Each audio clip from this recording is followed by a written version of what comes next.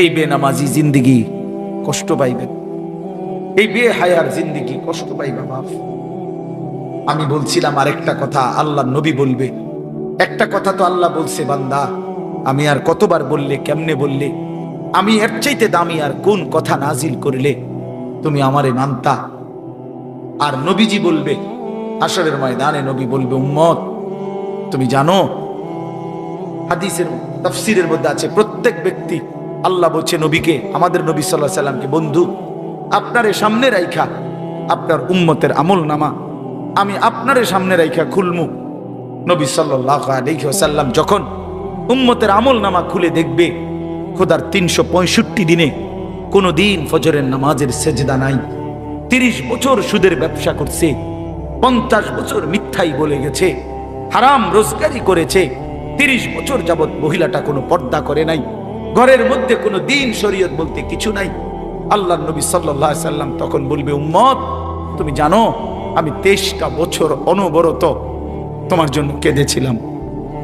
আমি সেই নবী যে নবী সারা রাত এশার নামাজের পরে দাঁড়াইছি ফজরের আজান পর্যন্ত এক দাঁড়ানোতে চোখের পানি ফেলে উম্মতের জন্য দোয়া করছিলাম।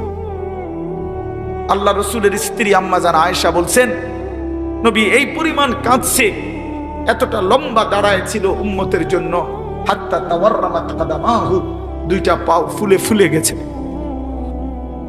আল্লাহ নবী বলবেন উম্মত আমি 23 বছর কাঁদছি রে, প্রতিটা রাত কেঁদেছি, দিন কেঁদেছি। আমি এই পরিমাণ, পিঠটা খুলে দেখাবে চাদর সরিয়ে, আমার উম্মত আমার পিঠটা দেখো, তায়েফের পাথরের আঘাতে আমার পিঠ কি পরিমাণ ছিদ্র ছিদ্র হয়ে গেছে। আমি সেই নবী যে নবী তোদের জন্য পেটে ক্ষুধার কষ্টে পাথর বাঁধছিলাম 2টা। আমি উহুদের ময়দানে দান দান শহীদ করে রক্ত মাখা শরীর নিয়ে বেহুশ হয়ে লম্বা সময় পড়েছিলাম। আমার ঘরের চুলায় 3 মাস, হাদিসে আছে আম্মা জান আয়েশা বলছেন নবীজির ঘরে আমরা 9 জন বিবি, উনি বলছে আল্লাহর কসম 3 মাস কোনদিন টানা 3 মাসে কোনদিন আমাদের ঘরের চুলায় 9 জন বিবির ঘরে কারো ঘরের চুলায় কোনদিন আগুন জ্বলে নাই। 3 মাস খেজুর আর পানি দিয়ে আমরা জিন্দেগি কাটাইছি। আল্লাহ নবী বলবেন উম্মত তাহলে এত কাঁদলাম কার জন্য, এত রক্ত ঝরাইলাম কার জন্য, পেটে পাথর বাঁধলাম কার জন্য, বিনিময়ে এটা কি আমল নামা নিয়ে আসছো? ছেলেরা বলো ভাই, একটা ছেলে বলো রাসূলুল্লাহ সাল্লাল্লাহু আলাইহি ওয়াসাল্লামের সুপারিশটা একটা মামুলি ব্যাপার? রাসূলুল্লাহ সাল্লাল্লাহু আলাইহি ওয়াসাল্লাম বলবে উম্মত এটা কি আনলা? আমি এই আমল নামা নিয়া আমার মতো এত বড় শ্রেষ্ঠ রাসূলের উম্মত তুমি, আমি মালিকের সামনে দাঁড়ামু কেমনে এটা দেখামু তো? আরে চেয়ারম্যান ভাই আপনি কেমনে দেখাইবেন? আপনার অনুসারী যদি, আপনার অঞ্চলের একজন মানুষের যদি পুরাটা পৃষ্ঠার মধ্যে 110টা মামলা থাকে, আপনি তার জন্য কেমনে নেবেন? আপনি একজন উপরস্থ পদস্থ কর্মকর্তার কাছে আপনি কিভাবে সুপারিশ করবেন? বেটা তোর তো কিছুই নাই বেটা, শুধুই অপরাধ আর অপরাধ ছাড়া।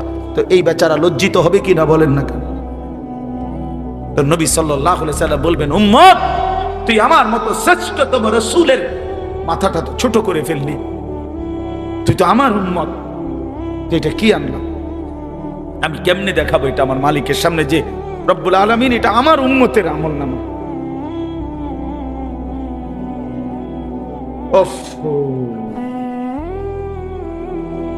চলেন ভাই,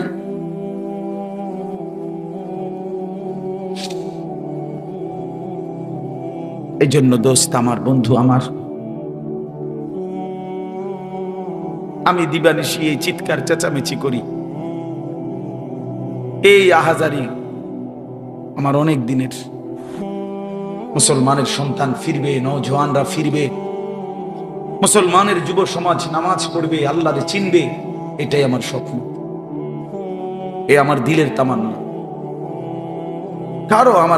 কারো প্রতি আলহামদুলিল্লাহ এখন আর দিলে শত্রুতা রাখি না, কারো বিরোধিতা, কারো প্রতি হিংসা করার কোনো সময়ও নাই, বিশ্বাস করেন একদম সময় নেই, সময়ই তো না। আমি জুমার নামাজ পড়াইছি ঢাকা মোহাম্মদপুর আদাবর, আমার জুমা। ওইখান থেকে আমি জুমার পরে রওনা দিয়া মাগরিবের পরে রোয়াচালা বয়ান করছি, এশার একটু পরে ওই মুসাগারা বয়ান করছি, এরপরে এখানে এসে বয়ানে পড়ছি। শুধু অজু করছি, শুধু অজু, শুধু সময় বাঁচানোর জন্য মসজিদের খানাটা খাই নাই, হোটেলে, পথের একটা হোটেলে মদনপুর পার হয়ে আইসা অল্প কয়টা ভাত খাইছি। এটা বলার উদ্দেশ্য হলো কেরামতি বুজুর্গি বুঝানো না, আল্লাহর কসম বুঝানো হইল এই কথার ফিকির যে কাউরে প্রতিপক্ষ ভাববার কোনো দরকার নেই, কোনো দরকার নেই। আল্লাহ আমাদের সবাইকে বুঝ দান করেন। নবীজি সাল্লাল্লাহু আলাইহি সাল্লামের হাঁটু মুবারকের সাথে মুখোমুখি করে হাঁটু মিলাইয়া বসছে। তো ফলে কি হইছে? ফলে নবীজির হাঁটু মনে করেন এদিকে, উনি এদিকে হাঁটু একদম বরাবর করে বসছে। এখন হাঁটুও বরাবর, বুকও বরাবর, চোখও বরাবর, ঠিক না? আমরা দুইজন যদি এরকম মুখোমুখি বসি, উনি আমার দিকে আমি ওনার দিকে, একদম হাঁটু বরাবর করে, তাহলে দুইজনের দিল, বুক, চোখ, পুরা চাহনি সব বরাবর। এরপরে তিনি আল্লাহ নবী সাল্লাল্লাহু আলাইহি সাল্লামের কাছে জানতে চাইছেন, মাল ঈমান, ইয়া রাসূলুল্লাহ ঈমান কি? নবীজি উত্তর দিছেন। মাল ইসলাম, ইসলাম কি? নবীজি উত্তর দিছেন। মাল ইহসান, ইহসান কি? নবীজি উত্তর দিছেন। মাতাস সাআ, কিয়ামত কখন হবে? নবীজি বলছেন তুমিও জানো না, আমিও জানি না। বলছেন ওমা আমারাতুহা, কিছু আলামত বলেন, কিয়ামতের চিহ্ন বলেন। তো নবীজি উত্তর দিছেন। এরপরে জিবরাইল আলাইহিস সালাম চলে গেছেন। আল্লাহ নবী সাহাবীদেরকে বলছেন হাদা জিবরাইল, এই যে মানুষের আকৃতিতে এতক্ষণ বসা ছিল, এই জিবরাইল। ইউআল্লিমুকুম দীনাকুম, তোমাদের দিন তোমরা কিভাবে গ্রহণ করবা, তোমরা কিভাবে দিন শিখবা, এর পুরা প্র্যাকটিক্যাল নমুনা এই মাত্র জিবরাইল তোমাদেরকে দেখায় দেখায়। এই জন্য বাপ, এটা খুব জরুরি বিষয়। এই মসজিদে কিছু মানুষ আছে, ইমাম সাহেব জুমার নামাজের বয়ান করে, উনি কোনো পাত্তাই দেন, উনি এটারে কোনো বিষয়ই মনে করেন, কোনো বিষয়ই মনে করেন। হয় বৈশা বৈশা জুরায়, আর নয়তো নিচের দিকে মাথা নিয়ে রাখে, মানে ইমাম সাহেবের চেহারার দিকে তাকাইলে এটা অসুন্দর। উনি যেই পরিমাণ নামি দামি মানুষ, উনি চাইয়া থাকে কেমনি? কথা বুঝছেন না? এই জাতীয় মানসিকতার কারণে যেমন ছিল তেমনই থেকে যায়। হারাম আর ছোটে না, আল্লাহর নাফরমানি আর জীবন থেকে ছোটে না, আল্লাহর অবাধ্যতা আর ছোটে না। এই জন্য জরুরি এটা বিষয়, শতভাগ মনোযোগী হইতে হয়। এটা আজকের জন্য না, আমি প্রত্যেক দিন বয়ানে, প্রতিটা বয়ানে এ কথা কিছুক্ষণ হলেও বলি। কোরআন শরীফ আছে, আল্লাহ তাআলা বলেন ওয়াহদি ইলাইহি মান ইউনীব, যে আল্লাহর দিকে একটু ঝুঁকে আসে, আল্লাহ বলেন আমি তার চাইতে এগিয়ে হেদায়েত দিয়ে দেই। কিন্তু শর্ত হলো তুমি একটু আগাইতে হবে, তুমি আসবা। আল্লাহ বলছেন হাদিসে কুদসিতে, বান্দা তুমি আমার দিকে আসবা 1 বিঘত, আমি আসবো 1 হাত।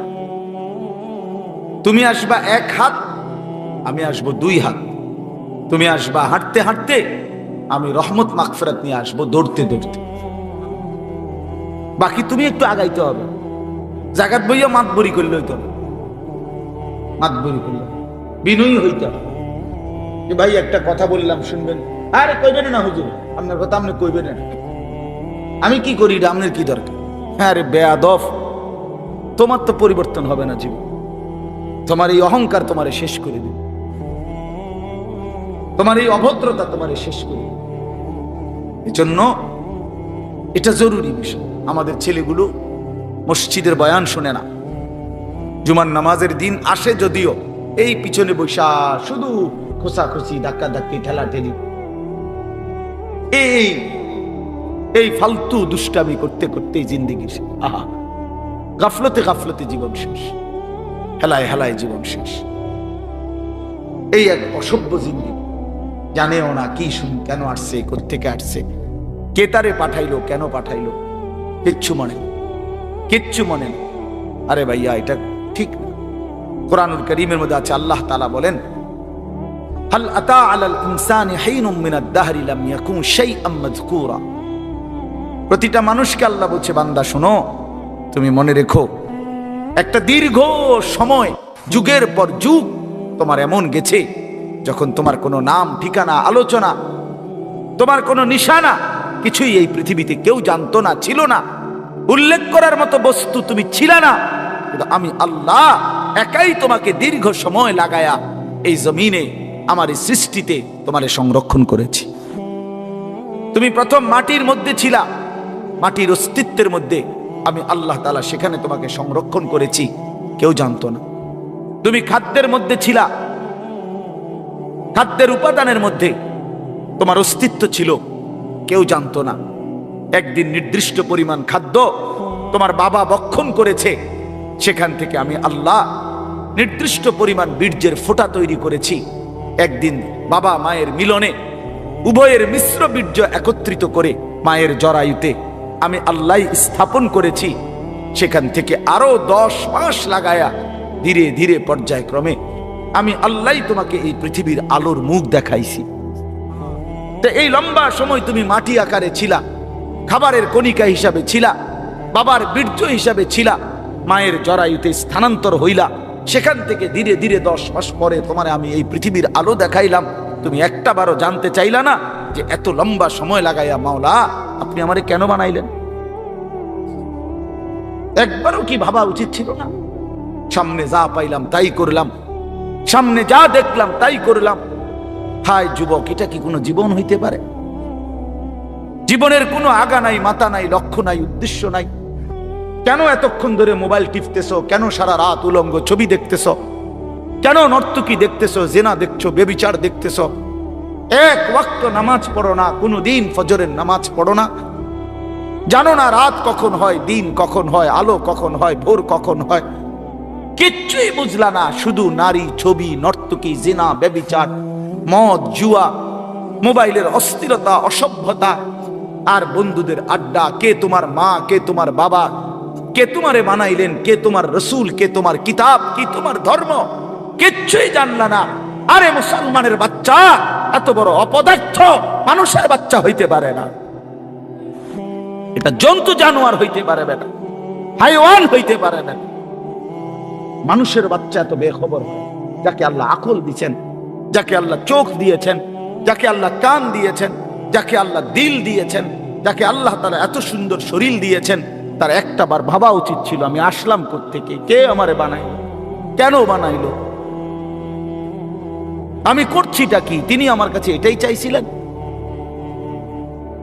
ওফ, আল্লাহ বলছেন ইন্না খালাকনাল ইনসানা মিন নুতফাতিন আমশাজ।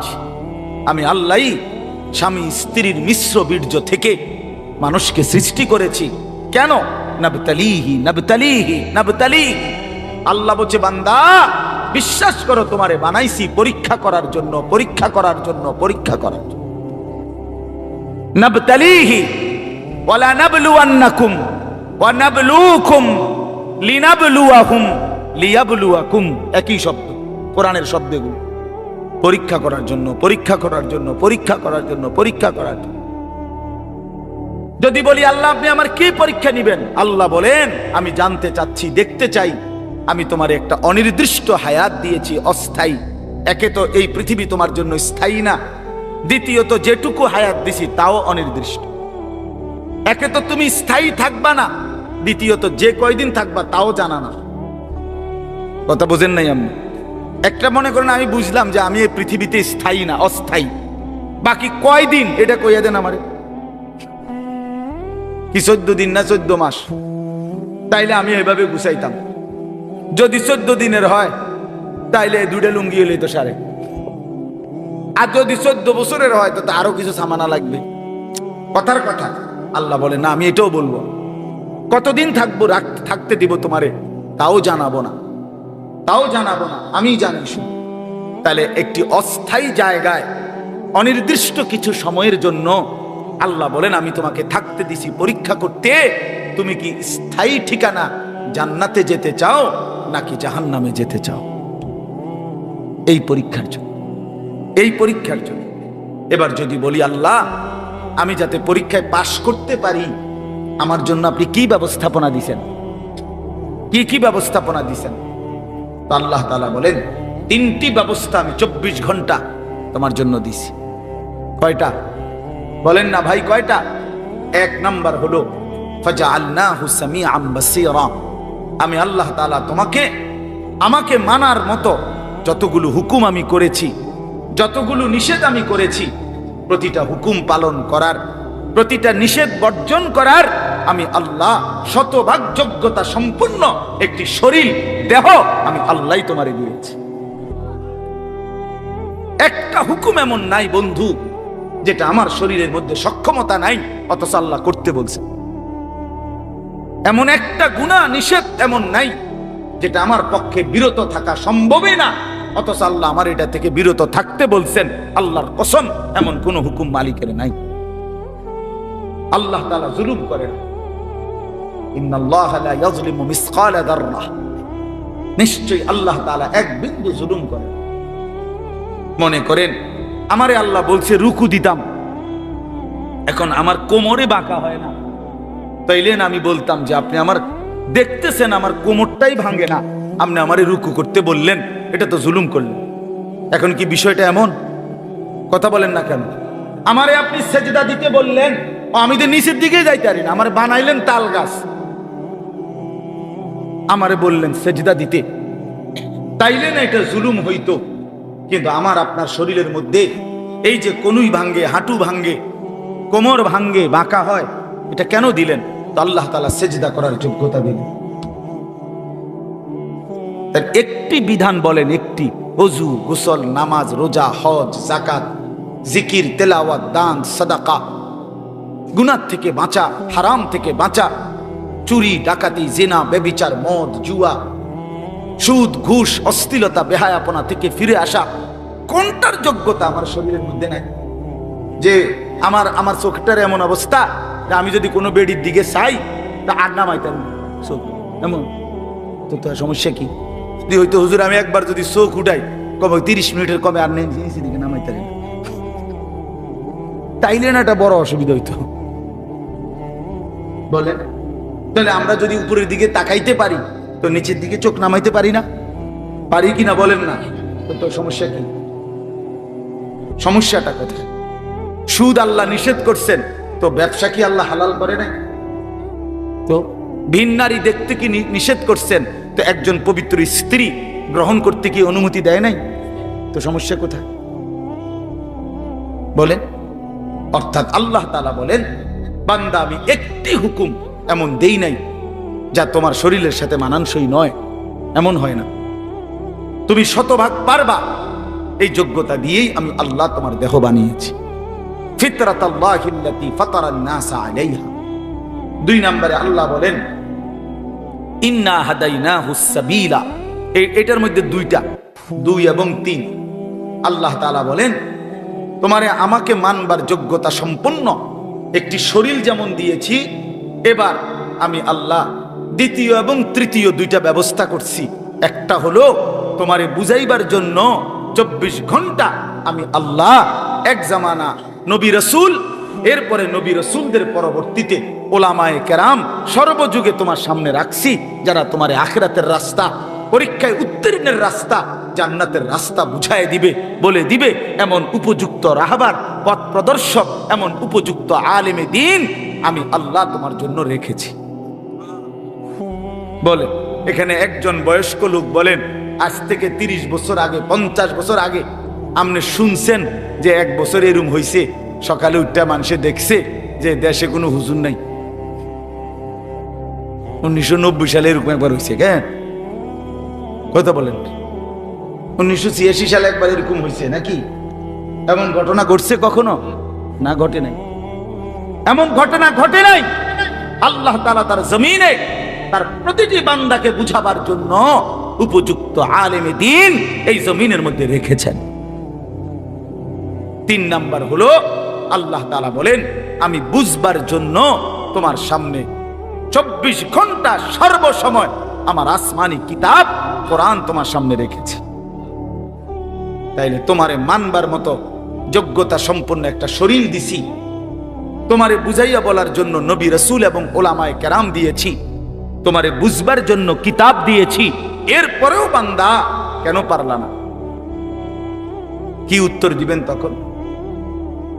বলেন ভাই, বলেন বাপ, কি জবাব হবে তখন আমাদের? আমরা কি বলবো তখন? দুইটা প্রশ্ন আল্লাহ এবং রাসূল হাসরের ময়দানে করবে। একটা হলো দুনিয়াতেই করছে আল্লাহ, এটা কোরআনে আছে, ফাবি আইয়ি হাদিসিম বাদাহু ইউমিনুন। আমি নিয়মিত বলি এই কথাটা, কোরআন শরীফে আছে, আল্লাহ বলছেন, বান্দা আমি 23 বছরে 30 পারা কোরআন নাজিল করেছি। আমি আল্লাহ আমার সর্বশ্রেষ্ঠ কালাম তোমাদের জন্য দিয়েছিলাম। আমি এক একটা কথা বান্দা বারবার এই কোরআনের মধ্যে বলছি, আকিমুসসালাহ আকিমুসসালাহ আকিমুসসালাহ আকিমুসসালাহ। বান্দা তুমি জানো আমি 80 বারের চাইতে বেশি তোমারে বলছি নামাজ পড়ো, নামাজ পড়ো, নামাজ পড়ো, নামাজ পড়ো। এত শ্রেষ্ঠতম কিতাব বললাম, 30 পারা কোরআন দিলাম, এতবার বললাম। আল্লাহ জানতে চাইছে কোরআনে, বান্দা এরপরে আর কোন কথা বললে, এর চাইতে দামি আর কোন কিতাব দিলে তুই নাফরমান আমার কথা মানতি? এই বেনামাজি বেঈমান, আর কোন আল্লাহ বললে আর কতবার বললে কোরআনের চাইতে দামি আর কোন কিতাব নাজিল করলে তুই নাফরমান সেজদা দিতি? বলেন। আল্লাহ জানতে চাইছে কোরআন যে আমি আর কি বললে, আমি আর কেমনে বললে বান্দা, আমি আর কতবার বললে বান্দা আমারে মান? হায় ওফ, কোরআনুল কারীমের মধ্যে মোট 89 বার, 8, 9, 89 বার এই কথাটা আছে, ইয়া আইয়ুহাল্লাযীনা আমানু, হে ঈমানদারগণ, হে ঈমানদারগণ, হে ঈমানদারগণ। বিশ্বাস করে 89 বার আল্লাহ ডাকছে, হে আমার ঈমানদারগণ, হে আমার বান্দা, ওই আও না। এতবার বললেন, আর কতবার বললে আমরা আল্লাহকে সেজদা দিতাম? বলেন ভাই আমার ছেলেরা, বলো বাবা। আর কতদিন বললে ফজরের নামাজ পড়তা? খোদার 365 দিনে কোনো দিন ফজরের নামাজ পড়ো না, একদিনও না। তুমি মানুষের বাচ্চা, তুমি মুসলমানের বাচ্চা, কোন মার ঘরে জন্ম নিছ?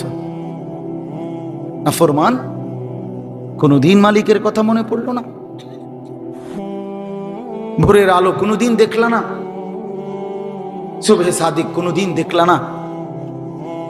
কোনদিন ভোরের আলো দেখলা না? আহ, এ কেমন হয় মানুষ? মুসলমান ওই যে দেখেন, ওই অপদার্থ দেখেন, দেখছেন? হ্যাঁ, এটাই জিন্দেগি। কারে বলে, কি বলে, কেন বলে, কার জন্য বলে, এগুলো আমার দরকার। আমার শাহওয়াত, আমার বন্ধুদের আড্ডা, আমার বান্দরামি, এই আমার জিন্দেগি। হ্যাঁ হ্যাঁ, আমি ছাড়তে রাজি না বাপ, আমি ছাড়তে রাজি না। আজ অভিভাবকরা আপনারা নিজ নিজ সন্তানের ব্যাপারে এই পরিমাণ গাফিল হয়ে গেছেন। সবাই বিল্ডিং দেখায়, বিল্ডিং, হুজুর গড় ইয়ান করছি, কিন্তু দোয়া করে দেন। কিতা দোয়া করতো? বিল্ডিং এর আবার দোয়া কিতা? বলেন, ইট বালুর কি দোয়া? এটা কিতা দোয়া করতো? হ্যাঁ, মোটরসাইকেল কিনছি হুজুর, কিন্তু দোয়া করে দেন। মোটরসাইকেলের দোয়া, প্রাইভেট কারের দোয়া, প্রাইভেট কারের বইয়ে ভিতরে বইয়া দোয়া করুন লাগবে। যাইতে এটার ভিতরে ঢুকাইছে, হুজুরের ভিতরে বইয়েন, কিন্তু দোয়া করে। কি দোয়া করতো বেটা? হায় হায়, ছাদ ডালাই আজকা দোয়া করে দেন, আজকে ছাদ ডালাই। এই খাট পালং আর সোফা ফার্নিচারের জন্য দোয়া চাইলেন, এই সন্তানটা নষ্ট হয়ে যাচ্ছে, তার জন্য কিছুই বললেন না। ছেলেটা এক ওয়াক্ত নামাজ পড়ে না, মেয়েটা কোনোদিন পর্দা করে না, স্ত্রী পর্দা করে না, ঘরে প্রতিদিন রঙিন টেলিভিশন চলতেছে, স্ত্রী ছেলে মেয়ে নাতি নাতনি প্রতিদিন নাচ গান নর্তকীর ছবি দেখতেছে, হিন্দি সিরিয়াল দেখতেছে। আহা, এদের জন্য কোনো কান্নাকাটি নাই? প্রত্যেক রুমে রুমে ছেলে মেয়ে, প্রত্যেকের হাতে হাতে একটা একটা মোবাইল, সারা রাত উলঙ্গ ছবি দেখতেছে। কার জন্য ছাদ ঢালাই দিতেছেন? এই নাফরমানের জন্য? এই সোফা কার জন্য বানাইলেন? এই খাট কার জন্য বানাইলেন? এই হাইওয়ানদের জন্য যারা একটা সেজদা দেয় না, সারা রাত উলঙ্গ ছবি দেখে, কোনদিন ফজরের নামাজ পড়ে না, যে এই হাইওয়ান, এই চতুষ্পদ জন্তুর জন্য ঘর বানাইলেন? আফসুসের ব্যাপার, আফসুস। আমার রীতিমতো আশ্চর্য লাগে এটা। নিজেরা চলতে ফিরতে তো দেখি এটা, কি পরিমাণ বিরক্ত হই মাঝে মাঝে। কি কয় কয় ঘরের লেগে দোয়া করতো, বিল্ডিং এর লেগে দোয়া, ছাদের লেগে, প্রাইভেট কারের লেগে, মোটর সাইকেল, প্রায় তো আমাদের জ্বালাতন করে, বুঝছেন না? এগুলোর লেগে। সেদিন বাংলাদেশের একজন বড় বুজুর্গ আলেম আছে, হযরত মাওলানা আবুল বাশার মোহাম্মদ সাইফুল ইসলাম, অনেক বড় আল্লাহওয়ালা একজন আলেম। উনি একটা সুন্দর কথা বলছে, হে ব্যবসায়ী ভাই, তোমার ব্যবসার বরকতের জন্য, ব্যবসার লাভের জন্য তাবিজ তালাশ করতে কত হুজুরের কাছে গেলা। একটা তাবিজ দেন হুজুর, কিছু একটা ঝুলাইয়ের একটা দোকানে, যাতে করে ব্যবসায় রুটি রুজিতে বরকত হয়। কিন্তু ব্যবসাটা হালাল না হারাম, আমার এই পদ্ধতিটা হুজুর, এটা জানবার জন্য কোনো আলেমের কাছে একবারও গেলা না? বুঝেন নাই কথা? তাবিজের লেগে তো অনেকবার গেলাম, কিন্তু হালাল হারামের জন্য, হ্যাঁ, কোম্পানির মাল বেচছে 6 মাস, এখন কই আপনি? এখন কোম্পানি কি দিছে? বিশেষ অফার দিছে, 60 জন 70 জন নারী পুরুষ সবাই মিলে ট্যুরে গেছে। বাহ, কোম্পানির থেকে দিছে। উনি কোম্পানির থেকে বেড়া বেড়ির লগে ঘুরতেছে। এটা শরীয়ত সম্মত? এটা জিগাইলেন না কাউরে? এটা হালাল না হারাম জিজ্ঞাসা করলেন? হ্যাঁ, লোডার লগে যে বদনা ফিরি লইলেন, বালতির লগে যে জব ফিরি লইলেন, এটা জিগাইলেন না হুজুর রে, যে হুজুর এটা হালাল না হারাম? কথা বুঝেন নাই আমার? এটা জিজ্ঞাসা করা দরকার ছিল না? এটা জানা দরকার না? না না না, তাবিজ দেন, তাবিজ। যদি 13টা তাবিজ হুজুর, 13টা দেন। কত করে হাদিয়া কন? 230 টাকা করে গুন্না দেন। হ্যাঁ দেন, আমি 30 টাকা করে কম দেন, 200 করে দেন। 13 দুগুণে কি 2600 দেন। এই হলো জিন্দেগি আমাদের। আপনারা রাগ হয়েন না। অর্থ হলো এই কথা বুঝানো যে আমরা এইভাবে যদি নিজেদের ব্যাপারে, সন্তানের ব্যাপারে, স্ত্রী পুত্র পরিজনের আখিরাতের ব্যাপারে ভুলে যাই, এই ঘর বাড়িয়ে খাট পালং আর সোফা ফার্নিচার এগুলো দেখাইয়া আল্লাহর কসম কোনো লাভ হবে না। 20 বছর পরে আমি বললাম, আপনার ঘরের সাজানো ফার্নিচারওয়ালা এই বাড়ি বরাবর আপনার মৃত্যুর 20 বছর পরে আইসা আপনি একদিন কবর থেকে ফেরেশতারে বললা, ঘন্টা 2-1 জন্য আপনি বাড়িতে আইসেন, নিজের বাড়িতে 20 বছর পরে আইসা দেখবেন আপনি যে ঘর ফার্নিচার আসবাবপত্র দিয়ে সাজাইয়া দিয়ে গেছিলেন তার কিছুই আপনার ঘরে নাই। সবগুলো পুরাতন হয়ে যাওয়ার কারণে, মডেল চেঞ্জ হয়ে যাওয়ার কারণে এগুলো ফেলে দিয়ে পরবর্তী জেনারেশন নতুন কিছু দিয়ে ঘর সাজাইছে। আপনি দেখবেন নাই, এগুলো নাই। এই সোফা নাই, আপনার বানানো সেই খাট আর নাই, ওই ফ্রিজ আর নাই, ওই ফার্নিচার আর নাই, এগুলো এখন আর নাই, এগুলো চলে না, এগুলো হালাই দিছে। কিন্তু প্রতিটা সেজদা, প্রতিটা রুকু, প্রতিটা জিকির, প্রতিটা তেলাওয়াত, প্রতিটা টাকার দান, প্রতিটা সাদকা, আল্লাহর কসম আখিরাতে জান্নাতে ফেরেশতা ওইটার পুরস্কার একেবারে লিখিত ডকুমেন্ট সহ আপনার হাতে উঠায়। আররাফাহা লাহুম ইয়ারিফুনাহা, কোরআন শরীফে আছে। আপনারা আমি এটা বুঝাইয়া কইতো মজা পাইবেন। আপনি বলেন একবার সুবহানাল্লাহ, আবার বলেন সুবহানাল্লাহ, আবার বলেন সুবহানাল্লাহ। এই কয়বার হইল? এই হাসরের ময়দানে ফেরেশতা জান্নাতে এই বান্দাকে বলবে যে ভাই সাহেব, 15ই নভেম্বর 2024 11:36 শাহেদা গুব দারুল উলুম মঈনুল ইসলাম মাদ্রাসার মাহফিলে আপনি 11:36 যখন বাজে তখন একবার সুবহান আল্লাহ পড়ছিলেন, এইটা সেই সুবহান আল্লাহর পুরস্কার। এরপরে আপনি দ্বিতীয়বার আরেকবার সুবহানাল্লাহ পড়ছিলেন, এটা দ্বিতীয়বার একটা, এরপরে আরেকটা দিবে, সেটা বলবে এটা তৃতীয়বার একটা। এইভাবে আলাদা আলাদা এখানে আপনার পুরস্কারের মধ্যে, বিনিময় প্রতিদানের মধ্যে আপনার এখানে লেখা আছে একেবারে সন, তারিখ, দাগ নম্বর, BS CS RS শুদ্ধা লেখা থইছে। কুলু ওয়াশরাবু হানিআম বিমা কুনতুম তা'মালুন। রব্বুল আলামিন বলেন, আমার জান্নাতি বান্দা সারা জিন্দেগীর সমস্ত নেক আমলের বিনিময়ে আমার জান্নাতে আরামসে খাও এবং পান করো।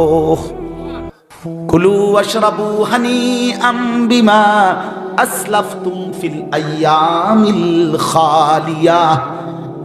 আল্লাহ জান্নাতি বান্দাকে বলবে, বান্দা দুনিয়ার জিন্দেগিতে যে নেক আমলগুলো করেছো তার প্রতিটা হিসাব করে করে আজকে জান্নাতটা তুমি উপভোগ করে নাও।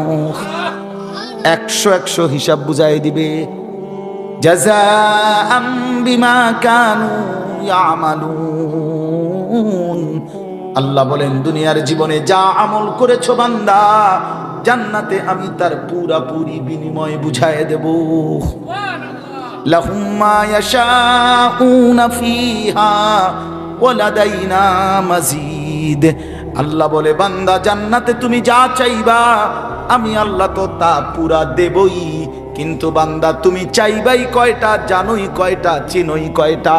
আমি আল্লাহ তোমার চাওয়া যখন শেষ হবে, ওয়ালাদাইনা মাজিদ, আমি নিজের থেকেও আরো অগণিত কোটি কোটি নিয়ামত দেব। হ্যাঁ, আপনি বোকা ভাইবেন নাম করে আমরা 2-4 কলম বইরাই বুঝছি আখেরাত ঠিক আছে। ছেলেরা নিজেরে চালাক ভাইব না, নাফরমান চালাক হয় না। পাপী কখনো চালাক নয়, পাপী বোকা। অসভ্য কখনো চালাক হয় না, বেনামাজি কখনো চালাক হয় না, সুদখোর কখনো চালাক হয় না, হারামখোর কখনো চালাক হয় না, ঘুষখোর কখনো চালাক হয় না, গাঁজাখোর, ফেন্সিখোর, বাবাখোর, ডাইলখোর, ইয়াবাখোর, ফুট্টাখোর, মদখোর, নেশাখোর সে কোনোদিন বুদ্ধিমান হয় না। সে বোকা, আহাম্মক, বলদ বলদ বলদ, বেওকুফ। এটা বেওকুফ। বাটপার তো বাটপারে না, বাটপার সালাক হইব কেন? কথা বলেন না কেন? মনে করেন হেইতে 3টা কমলা ফসা দিয়া 1 ডজন বেচে লাইছে, 12টা ভিতরে 3টাই ফসা। আমনি করেন মাশাআল্লাহ, সালাক দেখছুনি কেমন? না না, হে সিটারে না, সালাক কি? কথা বলেন না কেন? হয় বাটপার, ভাই চালাক হবে কেন? 100 গ্রাম গোস্ত কম দিয়া 1 কেজি বেচে লাইছে, হে সালাক, হে বাটপার, হে চিটার। তো চিটার তো চিটারে না, হে চালাক হবে কেন? সুদখোর তো সুদ করে না, হে চালাক বলেন কিত্তেন আপনি? মিথ্যাবাদী তো মিথ্যাবাদী না, ওরে আপনি চালাক বলবেন কেন? কথা বলেন না কেন? হে চালাক হবে কোন যুক্তিতে? পৃথিবীর কোন অভিধানে লিখছে, কোন ডিকশনারিতে লিখছে? আমি কুমিল্লা ভিক্টোরিয়া কলেজ থেকে মাস্টার্স পাস করছি, আপনি কোন বইয়ের নাম কোন ডিকশনারিতে লিখছে চালাক তাহাকে বলে যে মিছা কথা সুন্দর করে বলতে পারে? হ্যাঁ, এটা কোথায় আছে? যে মানুষকে ধোঁকা দেয়, প্রতারণা করে, তাহাকে চালাক বলে, এটা কোন কিতাবে লিখছে? আর কিতাব শুন আপনি, বই কোন বই, কোনটাত লিখছে ভাইয়া? পৃথিবীর কোথাও নেই। ধোঁকাবাজ ধোঁকাবাজি, প্রতারক প্রতারকই, নাফরমান নাফরমানি, এটাই তার পরিচয়, এটাই তার পরিচয়। আল্লাহ নবী সাল্লাল্লাহু আলাইহি সাল্লাম বলেন, আল কাইয়িসু মান দানা নাফসাহু ওয়া আমিলা লিমা বা'দাল মাউত। এটাই আমি পড়ছিলাম হাদিস। নবীজি বলেন, বুদ্ধিমান চালাক সে। আল কাইয়িস, সৌদি আরব থাকেন বা থাকছেন এমন আছেন নি কেউ? হাত উঠান। প্রবাসী এই যে আরব দেশে, গালফে ছিলেন বা আরবে, ওইখানে আপনার কোয়াইস কয়, কোয়াইস কোয়াইস মানে কাইয়িস, চালাক চালাক বেডা বুদ্ধিমান, কোয়াইস। কোয়াইস মানে এটা গ্রামা আরবি কয় আর কি, মানে আল কাইয়িস অর্থ হলো বুদ্ধিমান চালাক। আল্লাহ নবী বলেন, আল কাইয়িস বুদ্ধিমান সে, চালাক সে, মান দানা নাফসাহু যে তার নিজের হিসাব রাখে, ও আমিলা লিমা বা'দাল মাউত এবং মৃত্যু পরবর্তীর জন্য আমল করে। এজন্য বাপ, রাত গভীরে আমি আর দেরি করতে চাই না, আমার উদ্দেশ্য এই কথাটা বুঝানো, মৃত্যুকে যে বোঝে, মৃত্যুর ফিকির যে করে, আখেরাতকে যে চেনে, কবরকে যে চেনে, আখেরাতের জিন্দেগি যে বুঝে, আল্লাহর কসম সে বুদ্ধিমান। বুদ্ধিমান। দুনিয়া আমার, আখেরাতও আমার, দুইটাকে যে সামলাইয়া নেয় সেই চালান। আপনি বাজারও করেন, আপনি নামাজও পড়েন, অসুবিধা কি? আপনি সংসারও করেন, হালালও রোজগার করেন, অসুবিধা কি? ইসলাম তো, ইসলাম মানা মানে তো বউ ছেড়ে দেওয়া নাকি? ইসলাম মানা তো সন্তানাদি ছেড়ে দেওয়া নাকি? আল্লাহকে মানা মানে তো বাজার ব্যবসা লেনদেন সব বন্ধ করিয়া আফ্রিকার জঙ্গলে গিয়া বসে যাওয়া নাকি? তো কি, কোনটা বলতে মানা করছে? কিছুই তো নিষেধ করে নাই, শুধু আল্লাহকে ভুলতে নিষেধ করছে, আল্লাহর হুকুম ভুলতে নিষেধ করছে, আখেরাত ভুলতে নিষেধ করছে। আল্লাহ বলছে বান্দা দুনিয়া নেও, দুনিয়া কামাই করতে হালাল পন্থায় কেউ যদি অজস্র কোটি টাকারও মালিক হয়, এটা তো দোষের না, দোষের না। হারাম টাকার 10 টাকাও তো ক্ষতিকর। হযরত আব্দুর রহমান ইবনে আউফ একজন সাহাবী ছিলেন, বেহেশতের সুসংবাদ প্রাপ্ত 10 জনের একজন, আশারায়ে মুবাশশারা যাদেরকে বলে, এর মধ্যে উনি একজন। আব্দুর রহমান ইবনে আউফ রাদিয়াল্লাহু তাআলা বড় ব্যবসায়ী ছিলেন মদিনায়। কিতাবে আছে ওনার এক এক দিন ব্যবসার মাল মদিনার বাজারে চালান আসতো পাইকারি 100 উট বোঝাই মাল। একদিনে, এক এক দিনে মাল আইতো 100 উট বোঝাই মাল মদিনার বাজারে ওনার গুদামে নামতো। উনি কত বড় ব্যবসায়ী ছিলেন সেই জামানায়, আজ থেকে 1500 বছর আগে। তো কি হয়েছে এতে? হালাল তো হালাল, হারাম থেকে বাঁচা। এই জন্য মৃত্যুকে মনে রাখা, আখেরাতকে মনে রাখা, কবরকে মনে রাখা, কিয়ামতকে মনে রাখা, হাসরের মাঠকে মনে রাখা, এটাই আমাদের জিন্দেগির পুঁজি। আর এই কোরআনুল কারীমের মধ্যে আল্লাহ তাআলা এটাই বারবার বারবার মনে করায় দিয়েছে। আল্লাহ বলছে বান্দা যাই করো শুধু এদ্দুর মনে রাখো, এটা থাকবে না, এটা থাকবে। দুনিয়া যতই সাজাও বান্দা মনে রাখো তুমিও থাকতা না, দুনিয়াও থাকতো। তুমিও যেমন মৃত্যু হবে, এই কায়নাতেরও মৃত্যু হবে। এই দুনিয়ার প্রত্যেক মানুষের মৃত্যু হলে সেটারে মৌত বলে, আর একদিন গোটা সৃষ্টি জগতের মৃত্যু হবে, সেটারে কিয়ামত বলে, সেটারে কিয়ামত বলে। কেউ থাকবে না, আল্লাহ কথাটা বারবার মনে করেছে। তোমার যেমন মৃত্যু হবে, সৃষ্টি জগতেরও মৃত্যু হবে।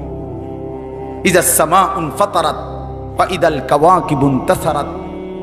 আল্লাহ বলেছেন ইযাস শামসু কুফিরাত। আল্লাহ তাআলা এভাবে বারবার বলছেন ইযাস সামাউন শাক্কাত, আসমান ভেঙে যাবে, চূর্ণ বিচূর্ণ হয়ে যাবে, তারকারাজি খসে খসে পড়বে, সূর্য চন্দ্র আলোহীন হয়ে পড়বে। আল্লাহ তাআলা বলেন ইদা রাজ্জাতিল আরদু রাজ্জা, জমিন পাউডারের মতো রেজা রেজা পাউডার হয়ে যাবে। আল্লাহ তাআলা বলছে পাহাড়গুলো তুলার মতো ধুলির মতো উঠতে থাকবে। আল্লাহ বলছে বান্দা একদিন আমি গোটা কায়নাত আমি শেষ করে দেব, আমার সংসার আমি গুছায় ফেলবো, আমার এই কায়নাত আমি আল্লাহ তাআলা ইসরাফিলের সিঙ্গার ফু দিলে আমি আল্লাহ তাআলা গুটিয়ে ফেলবো। এই কথাটাই আপনাদের সামনে এখানে আমি শুনাইতে চাই। এই কিয়ামত হবে, একদিন ইসরাফিল ফু দিবে। ইসরাফিল যেদিন ফু দিবে, কোরআনে এই বর্ণনাটা 2 ভাবে আছে। একটা হলো ইসরাফিল প্রথমবার ফু দিবে, আরেকটা হলো ইসরাফিল দ্বিতীয়বার ফু দিবে। ইসরাফিল মোট 2 বার ফু দিবে। প্রথমবার ফু দিলে জমিনের মধ্যে ভূমিকম্প শুরু হবে। আল্লাহ বলেন এই ভূমিকম্পটা গোটা পৃথিবী একসাথে, আমার সৃষ্টি পুরাটা একসাথে নড়বে। ইন্না জালজালাতাস সাআতি শাইউন আযীম। আল্লাহ বলেন বান্দা দুনিয়ায় বহু ভূমিকম্প তুমি দেখছো, তবে মনে রেখো কিয়ামতের ভূমিকম্প, ইসরাফিল ফু দিলে প্রথম যে ভূমিকম্প হবে, কিয়ামত সংঘটিত হওয়ার জন্য, গোটা সৃষ্টিটা ভেঙে চুরে যাওয়ার জন্য, সেটা হবে বড়ই ভয়ানক, সেটা বড়ই ভয়ানক। ইয়াউমা তারাউনাহা তাযহালু কুল্লু মুরদিআতিন আম্মা আরদাআত। কোরআন শরীফে আছে এই প্রথম ভূমিকম্প যখন শুরু হবে জমিনে, ইসরাফিলের ফু শুরু হবে, সব কিছু যখন ভাঙতে শুরু করবে, আল্লাহ তাআলা বলেন যে মা তার দুধের বাচ্চা কোলে দুধ খাওয়াচ্ছিল, ওই মা সন্তানকে ছুঁড়ে ফেলে দিয়ে পাগলের মতো ছুটতে থাকবে। ওয়াতাদাউ কুল্লু যাতি হামলিন হামলাহা, যে মায়ের পেটের বাচ্চা 10 মাস পূর্ণ হয়ে গেছে, এই আর ঘন্টা 2-4 ঘন্টা পরে বাচ্চাটা প্রসব হবে। আল্লাহর কসম, আল্লাহ কোরআনে বলছে সেই গর্ভধারিণী মা 10 মাস যে তার সন্তানকে গর্ভে লালন করেছে, ইসরাফিলের ফু দিলে জমিনের কম্পন যখন শুরু হবে, ভূমিকম্প, তখন এই গর্ভধারিণী মা এভাবে দৌড়বে, এভাবে ছুটবে, নিজের বাচ্চা নিজের থেকেই খালাস হয়ে পড়ে যাবে, বা ফিরেও তাকাবে। ও তারা নাসা সুকারা, আল্লাহ বলে সমস্ত মানুষগুলো বাতালের মতো দৌড়তে থাকবে। এইভাবে সবকিছু কাঁপতে কাঁপতে সবকিছু কিছু দূর গিয়া গিয়া ভাঙ্গা ভাঙ্গা পড়বে, মুখ থুবড়ে পড়বে। তো আল্লাহ রাসূল সাল্লাল্লাহু আলাইহি সাল্লাম বলেন, সমস্ত কিছু এই সৃষ্টি জগতের যা আছে আল্লাহ ব্যতীত সব কিছুই প্রথম ফুঁয়ের পরে কাঁপতে কাঁপতে ভূমিকম্পের মতো হয়ে জমিনের তলদেশে চলে যাবে। মাটির উপরে তখন একটি সুতা আর থাকবে না, আর কিছু। এই হলো কিয়ামত, প্রথম ফু, প্রথম ভূমিকম্প। নির্দিষ্ট একটা সময় পরে আবার আল্লাহ তাআলা ইসরাফিলকে জীবিত করে আবার বলবেন আরেকটা ফু দাও, একটি নির্দিষ্ট সময় পরে। সেই সময়টা কতদিন? হাদিসের একটি বর্ণনা থেকে, নবীজির একটা বর্ণনা থেকে মুহাদ্দিসিনে কেরাম বলছে, এই দ্বিতীয় ফু আর প্রথম ফুর মাঝখানে, প্রথম ফুতে সব কিছু যখন কবরে চলে যাবে, তখন হতে পারে দ্বিতীয় ফু দিতে দিতে মাঝখানের সময় 40,000 বছর। আমার বন্ধু, আমার বাপ, আমার ভাই, রাত হইছে, কষ্ট সবাই করতেছেন, এতটুকু তো ভাবেন, সর্বশেষ যেই লোকটা কবরে যাবে, শেষ হতে পারে তাকে কবরেই থাকতে হবে 40,000 বছর। এখন যারা মরছে, এখন যারা মরতেছে, তারা কবরে আছে আজকে কত বছর? নবীজি সাল্লাল্লাহু আলাইহি সাল্লামের জামানায় যারা মারা গেছে, তারা আজকে কতদিন কবরে? ওই নূহ আলাইহিস সালামের জামানায় যারা মারা গেছে, তারা আজকে কতদিন কবরে? ভেবে দেখেন। আচ্ছা, এই শেষ লোকটাই যদি 40,000 বছর থাকতে হয়, আর যদি কবরের আযাব হয়, তার কি পরিমাণ কষ্ট পাবে সে, কি পরিমাণ কষ্ট পাবে। আল্লাহ রাসূল সাল্লাল্লাহু আলাইহি সাল্লাম বলেন, কবরের প্রথম শাস্তিটা কি? কোন ব্যক্তি যখন কবরের প্রশ্নের জবাব দিতে পারবে না, তখন আল্লাহর পক্ষ থেকে ফেরেশতাদেরকে বলবে, কাযাবা আব্দি, আমার বান্দা মিথ্যা বলেছে, ফাআফরিশুহু মিনান নার ওয়ালবাসুহু মিনান নার ওয়াফতাহু লাহু বাবান ইলান নার। আল্লাহ বলবে ফেরেশতাদেরকে, ফেরেশতারা আমার এই নাফরমান বান্দার কবরের মধ্যে জাহান্নামের বিছানা বিছিয়ে দাও, আগুনের পোশাক পরিয়ে দাও, আর জাহান্নাম বরাবর তার জন্য একটা দরজা খুলে দাও।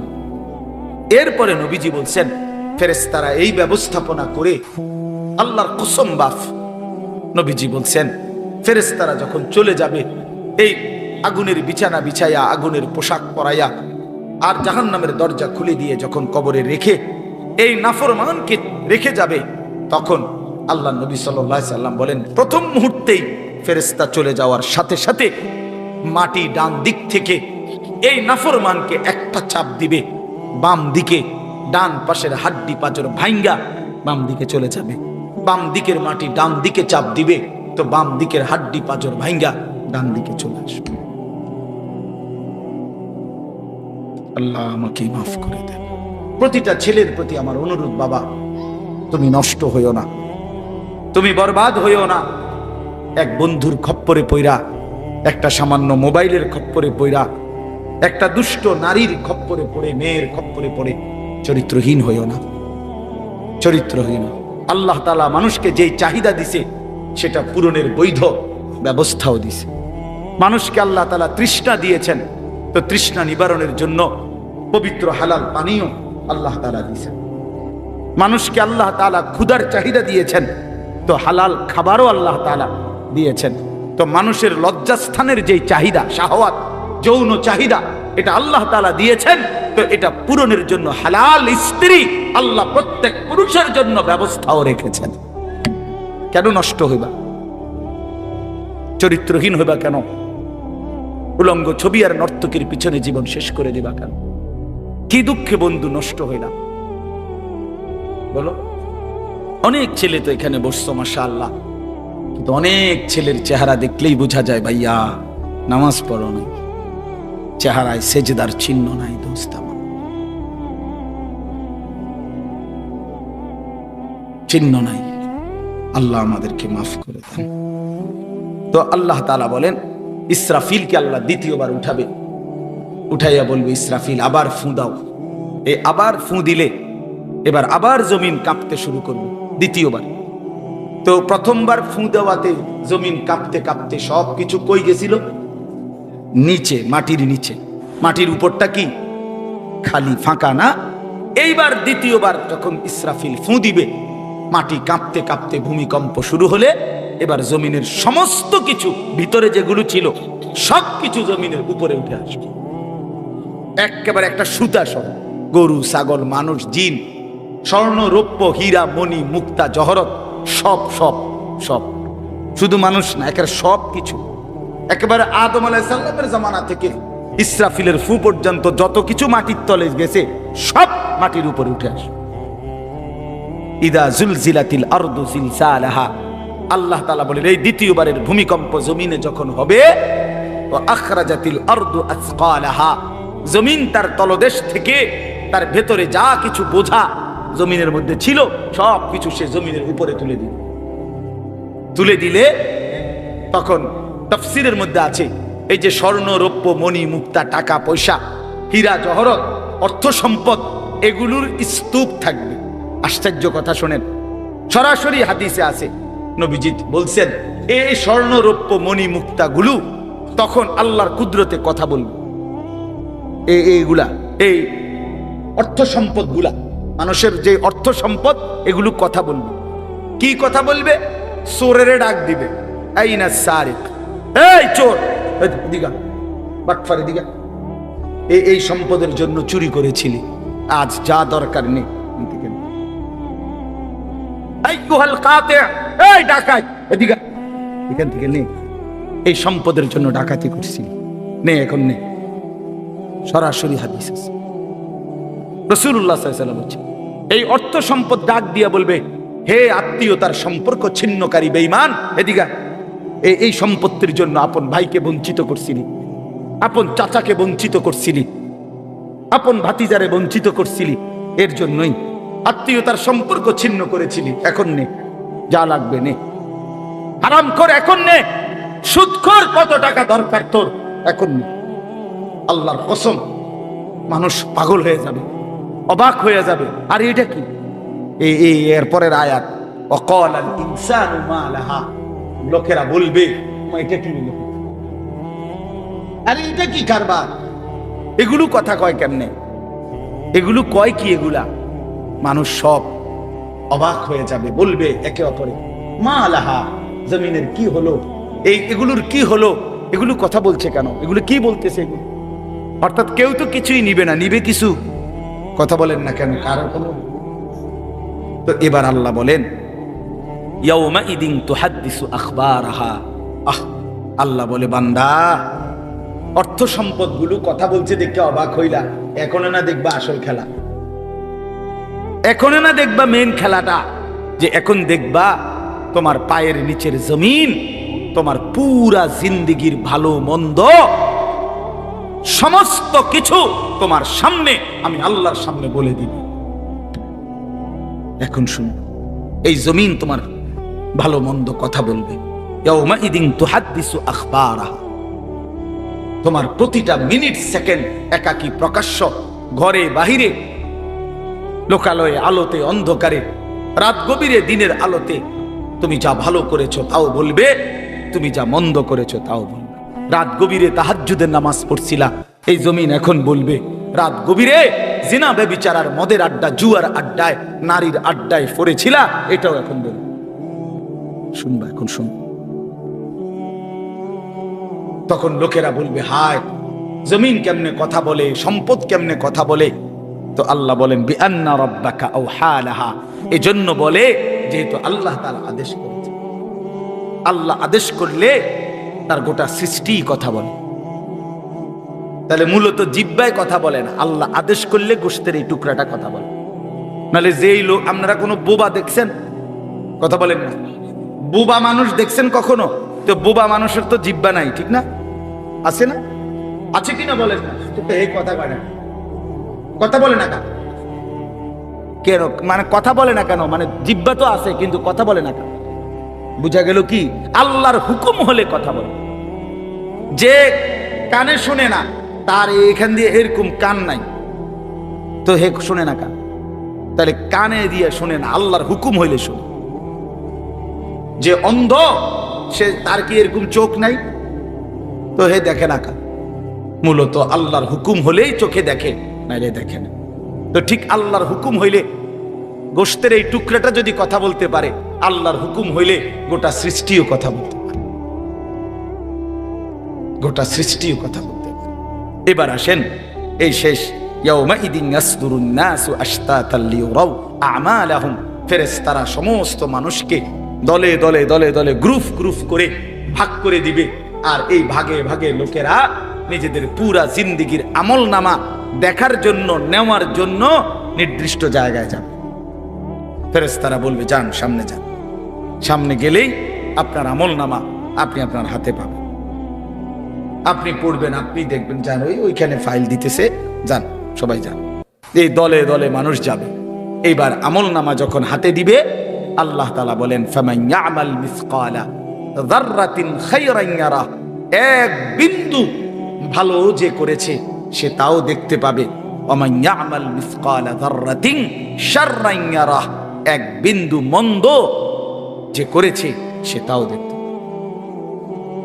প্রতি সেকেন্ড, প্রতি ঘন্টা, প্রতি মিনিট, প্রতি মুহূর্ত, প্রতি লামহা, প্রতি জাররা সে দেখে।